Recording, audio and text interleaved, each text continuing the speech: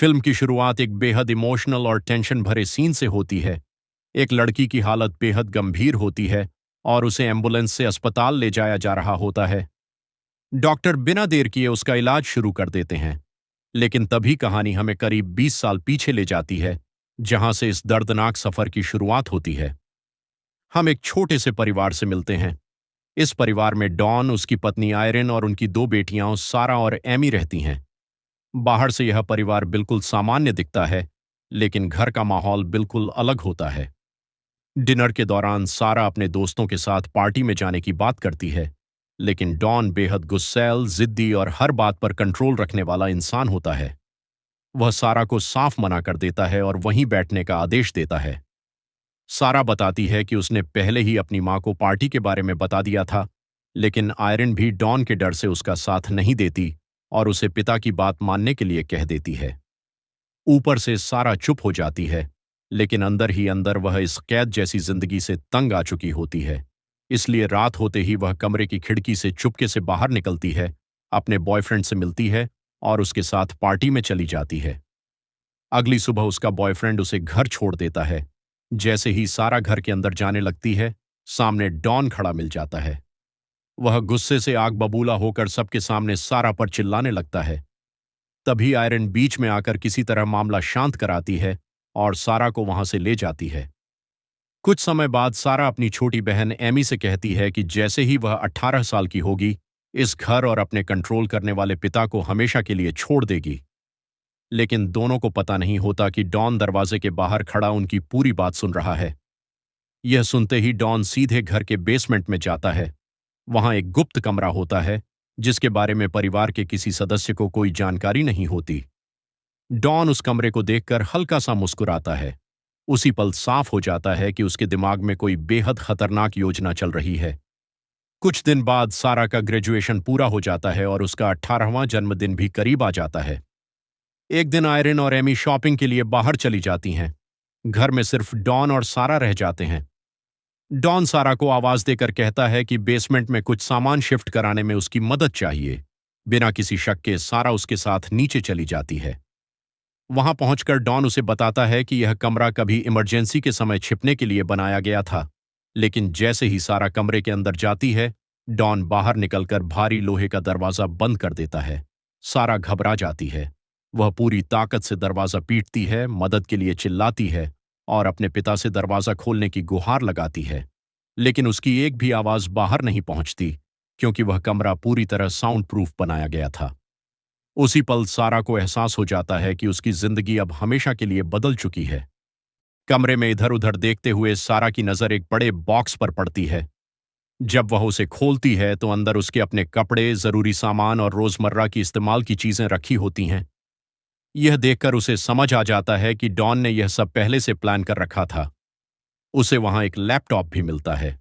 सारा को उम्मीद होती है कि शायद इसी की मदद से वह किसी से संपर्क कर सके, लेकिन जैसे ही वह उसे ऑन करती है, पासवर्ड मांगा जाता है। वह कई बार कोशिश करती है, मगर 3 गलत पासवर्ड डालते ही पूरे कमरे की बिजली और वेंटिलेशन बंद हो जाते हैं। कुछ ही सेकंड में कमरे में घुटन बढ़ने लगती है। घबराकर सारा वेंटिलेशन के पास जाकर मदद के लिए चिल्लाती है। उसकी आवाज हल्की सी बाहर तक पहुंचती भी है, लेकिन डॉन बाहर से वेंटिलेशन का रास्ता भी बंद कर देता है। अब सारा पूरी तरह अकेली और बेबस हो जाती है। उधर शाम तक जब सारा घर नहीं लौटती तो आयरिन और एमी घबरा जाती हैं। वे उसके दोस्तों, रिश्तेदारों और बॉयफ्रेंड से पूछताछ करती हैं, लेकिन किसी को भी उसके बारे में कोई जानकारी नहीं होती। इधर बेसमेंट में 4 दिन बीत जाते हैं। चौथे दिन पहली बार डॉन नीचे आता है। दरवाजा खुलते ही सारा उसे धक्का देकर भागने की कोशिश करती है, लेकिन बाहर एक और लोहे का दरवाजा बंद होता है। डॉन तुरंत उसे पकड़ लेता है, घसीटकर वापस कमरे में ले जाता है और कहता है, यह तुम्हारी सजा है। अब तुम्हारी जिंदगी का हर फैसला मैं करूंगा। तुम कब खाओगी, कब सोओगी और कैसे रहोगी, सब मैं तय करूंगा। इसके बाद डॉन सारी इंसानियत भूलकर सारा के साथ बेहद घिनौनी हरकत करता है। यहीं से उसकी जिंदगी एक डरावने नरक में बदल जाती है। दूसरी तरफ आयरन आखिरकार पुलिस में सारा की गुमशुदगी की रिपोर्ट दर्ज कराती है। पुलिस घर आकर पूछताछ करती है, लेकिन डॉन चालाकी से झूठ बोल देता है कि सारा पहले से घर छोड़ने की बात करती थी और शायद अपनी मर्जी से कहीं चली गई है। उसके बनावटी व्यवहार की वजह से पुलिस को भी तुरंत उस पर शक नहीं होता। इसी बीच सारा का बॉयफ्रेंड क्रिस भी घर पहुंचता है। वह बार बार सारा के बारे में पूछता है, लेकिन डॉन उससे भी झूठ बोल देता है कि सारा फ्लोरिडा में अपनी नई जिंदगी शुरू कर चुकी है। मजबूरी में क्रिस उसकी बात मान लेता है।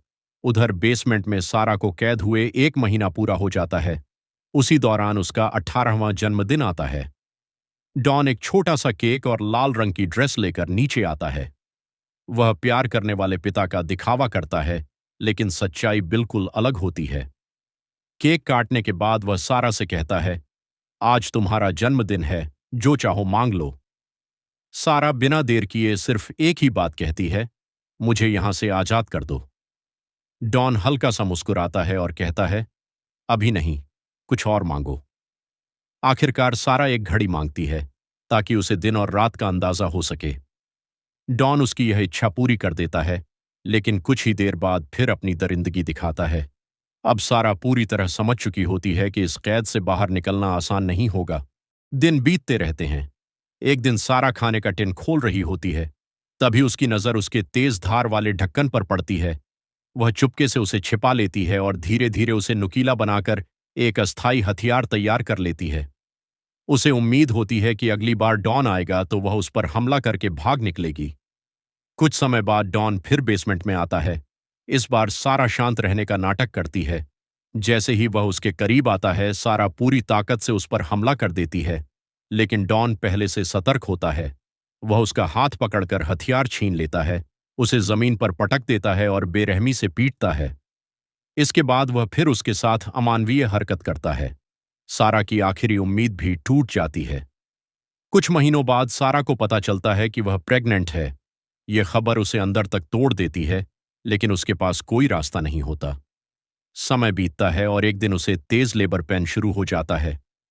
उस बंद कमरे में न कोई डॉक्टर होता है, न कोई मदद करने वाला। अपनी हिम्मत के दम पर और एक मेडिकल किताब की मदद से सारा खुद ही डिलीवरी करती है। कई घंटों की तकलीफ के बाद वह एक बेटी को जन्म देती है, जिसका नाम मैरी रखती है। उसी मासूम बच्ची की मुस्कान अब सारा के जीने की सबसे बड़ी वजह बन जाती है। देखते ही देखते 4 साल बीत जाते हैं। मैरी अब थोड़ी बड़ी हो चुकी होती है, लेकिन उसने कभी सूरज की रोशनी, खुला आसमान या बाहरी दुनिया नहीं देखी होती। उसके लिए वही अंधेरा बेसमेंट ही पूरी दुनिया होता है। इसी बीच सारा को पता चलता है कि वह दूसरी बार प्रेग्नेंट है। एक दिन डॉन के जॉब में प्रमोशन होता है। वह हमेशा की तरह नीचे आता है तो सारा हाथ जोड़कर उससे कहती है, कम से कम हमारे बच्चों पर रहम करो, हमें यहां से जाने दो। लेकिन डॉन उसकी बात अनसुनी करके चला जाता है। उधर ऊपर आयरन आज भी अपनी बेटी को याद करके दुखी रहती है। वह डॉन से कहती है कि अब उन्हें किसी प्राइवेट इन्वेस्टिगेटर की मदद लेनी चाहिए, लेकिन डॉन साफ मना कर देता है और कहता है कि वह उस लड़की पर पैसे बर्बाद नहीं करेगा जो अपनी मर्जी से घर छोड़कर चली गई। कुछ समय बाद क्रिसमस आता है।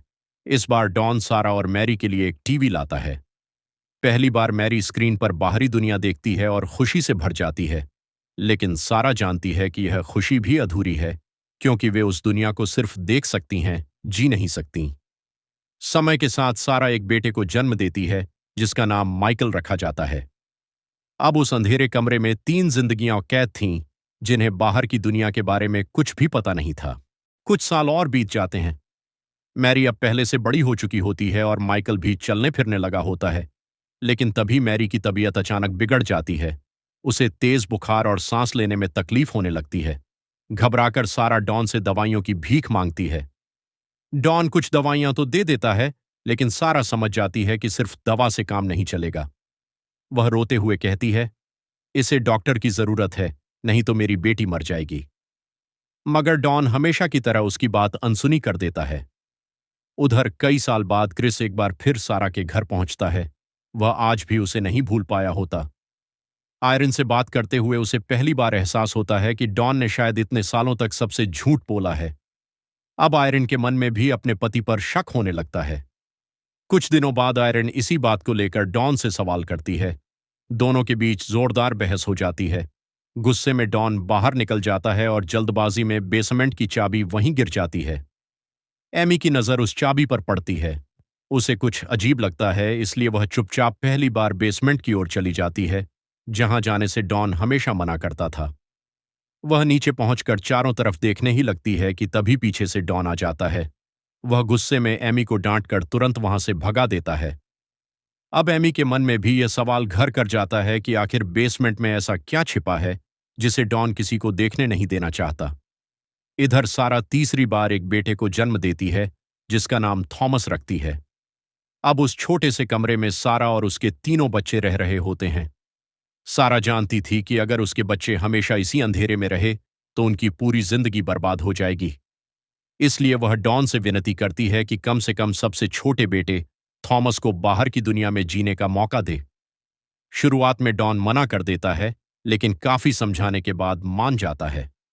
सारा अपने बेटे के साथ एक चिट्ठी लिखकर टोकरी में छिपा देती है। उसमें लिखा होता है कि वह बहुत बड़ी मुसीबत में है और फिलहाल अपने बच्चे की देखभाल नहीं कर सकती। आधी रात को डॉन थॉमस को उसी के घर के बाहर छोड़ आता है। अगली सुबह आयरन दरवाजा खोलती है तो बाहर टोकरी में रोते हुए बच्चे और चिट्ठी को देखकर हैरान रह जाती है। उसे पूरा यकीन हो जाता है कि यह बच्चा सारा का है। वह बिना देर किए थॉमस को अपने साथ घर के अंदर ले आती है और उसकी परवरिश शुरू कर देती है। लेकिन सारा ने टोकरी में एक और छोटा सा सुराग भी छिपाया था। दुर्भाग्य से वह आयरन तक पहुंचने से पहले ही डॉन के हाथ लग जाता है। यह देखकर उसका गुस्सा 7वें आसमान पर पहुंच जाता है। वह बेसमेंट में जाकर सारा पर अपना सारा गुस्सा निकालता है और उसकी बची हुई उम्मीद भी एक बार फिर तोड़ देता है। समय का पहिया घूमता रहता है और देखते ही देखते 14 साल बीत जाते हैं। अब मैरी किशोरावस्था में पहुंच चुकी होती है, जबकि माइकल भी बड़ा हो गया होता है। दोनों ने अपनी पूरी जिंदगी उसी अंधेरे बेसमेंट में बिताई थी। एक दिन सारा माइकल के बाल काट रही होती है, तभी मैरी हल्का सा मेकअप करके अपनी मां के सामने आती है। वह पहली बार खुद को सुंदर महसूस करना चाहती थी, लेकिन जैसे ही डॉन नीचे आता है, उसकी गंदी नजर मैरी पर पड़ती है। सारा तुरंत समझ जाती है कि अब उसकी दरिंदगी उसकी अपनी बेटी तक पहुंच सकती है। डर के मारे सारा तुरंत मैरी का मेकअप साफ कर देती है और उसे डॉन से दूर रहने के लिए कहती है। यह देखकर डॉन गुस्से में पूरे बेसमेंट की बिजली बंद कर देता है। अंधेरे में बैठी मैरी रोते हुए अपनी मां से कहती है, मां, मैं भी बाहर जाना चाहती हूं। मेरे भी दोस्त हों, मैं भी स्कूल जाऊं और खुली हवा में सांस लूं। क्या हम कभी यहां से निकल पाएंगे? सारा उसे गले लगाकर कहती है, मैं वादा करती हूं, एक दिन हम सब यहां से जरूर निकलेंगे। लेकिन अंदर ही अंदर उसे खुद भी इस बात पर भरोसा नहीं होता। कुछ देर बाद मैरी मासूमियत से पूछती है, मां, क्या आप उस आदमी को पहले से जानती हैं? बाहर निकलने के बाद आप उनसे तलाक ले लेना, क्योंकि वह बिल्कुल अच्छे इंसान नहीं हैं। यह सुनकर सारा की आंखें भर आती हैं। मैरी को नहीं पता था कि जिस आदमी से वह नफरत करती है, वही उसका असली पिता है। समय फिर आगे बढ़ता है। अब सारा को गायब हुए 17 साल हो चुके होते हैं।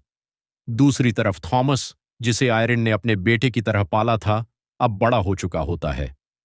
इसी दौरान तेज बारिश की वजह से बेसमेंट की एक दीवार की मिट्टी नरम पड़ जाती है। सारा तुरंत उसे खोदना शुरू करती है। काफी मेहनत के बाद उसे एक छोटी सी लोहे की जाली दिखाई देती है, जहां से कई सालों बाद पहली बार बाहर की हल्की सी रोशनी अंदर आती है। उम्मीद की एक नई किरण देखकर सारा टॉर्च की रोशनी बार बार बाहर चमकाती है। किस्मत से एक आदमी उस रोशनी को देख भी लेता है, लेकिन खुद देखने की बजाय वह जाकर डॉन को इसकी जानकारी दे देता है।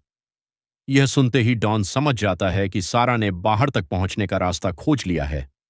वह तुरंत बेसमेंट में पहुंचता है और सारा को इतनी बेरहमी से मारता है कि वह लगभग बेहोश हो जाती है।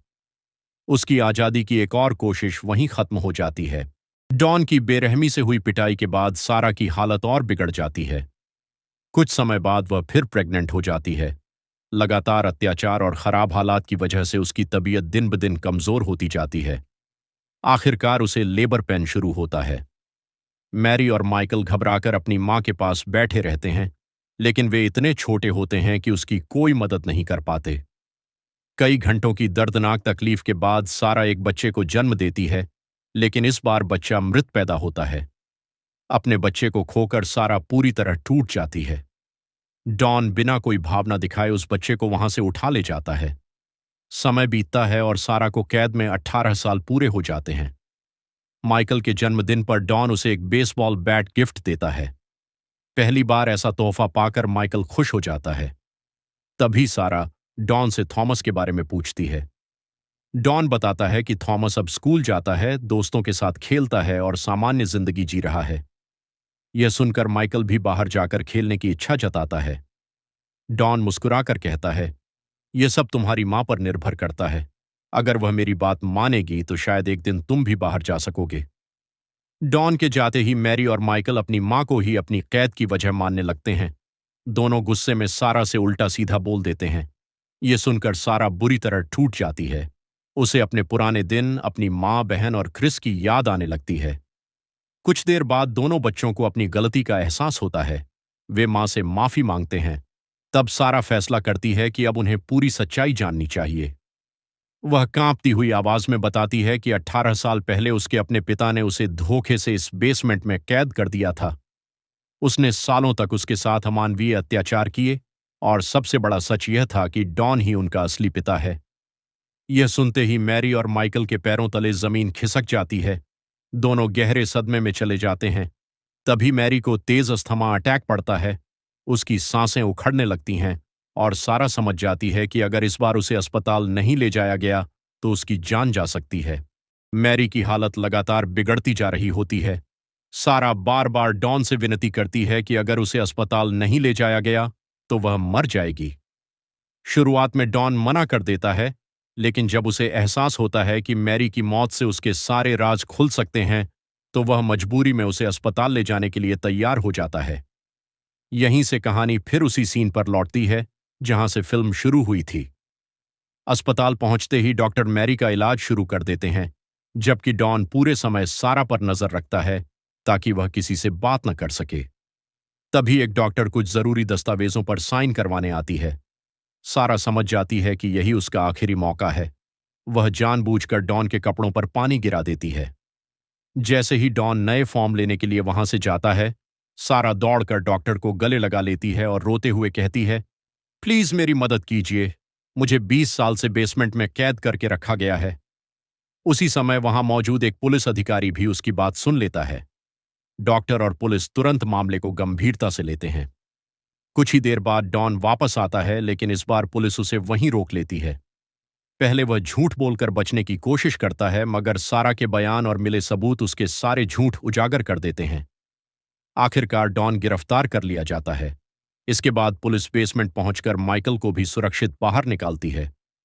पहली बार मैरी और माइकल खुला आसमान, ताजी हवा और सूरज की रोशनी देखते हैं। दूसरी तरफ थॉमस भी अपनी असली मां सारा से मिल जाता है। लगभग 20 साल बाद यह बिछड़ा परिवार फिर से एक हो जाता है। कुछ समय बाद क्रिस भी सारा से मिलने आता है। वह बताता है कि उसने इन सभी सालों में कभी उसे नहीं भुलाया। फिर वह सारा को गुलाबी रंग का हेलमेट देता है, जिसे वह उसके 18वें जन्मदिन पर देने वाला था और करीब 20 साल तक संभाल कर रखा। फिल्म के आखिरी सीन में सारा और क्रिस एक बाइक पर नई जिंदगी की ओर निकल पड़ते हैं। इस बार उनका सफर किसी कैद की तरफ नहीं, बल्कि आजादी और उम्मीदों से भरे भविष्य की ओर होता है। यह सिर्फ एक फिल्म नहीं, बल्कि एक सच्ची घटना से प्रेरित कहानी है। असल जिंदगी में एलिजाबेथ फ्रिट्जल को उसके ही पिता ने 24 साल तक बेसमेंट में कैद रखा था। इस दौरान उसने उसके साथ कई अमानवीय अत्याचार किए और उससे कई बच्चे भी हुए। इसी दिल दहला देने वाली घटना से प्रेरित होकर the girl in the basement बनाई गई है। अगर आपको यह मूवी एक्सप्लेनेशन पसंद आया हो तो वीडियो को लाइक करें, चैनल को सब्सक्राइब करें और बेल आइकन जरूर दबाएं। मिलते हैं अगली शानदार मूवी के साथ। तब तक अपना ख्याल रखिए।